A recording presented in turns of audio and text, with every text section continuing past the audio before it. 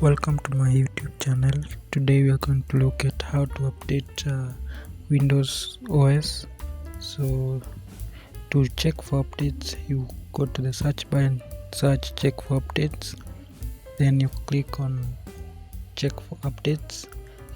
Then after that you can click on open or hover to the check for updates.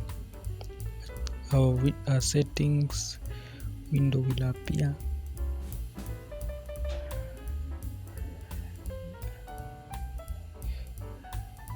Click download to update your Windows PC. So ensure that you have a continuous internet connectivity when the updates install. Just update your PC and perform a restart.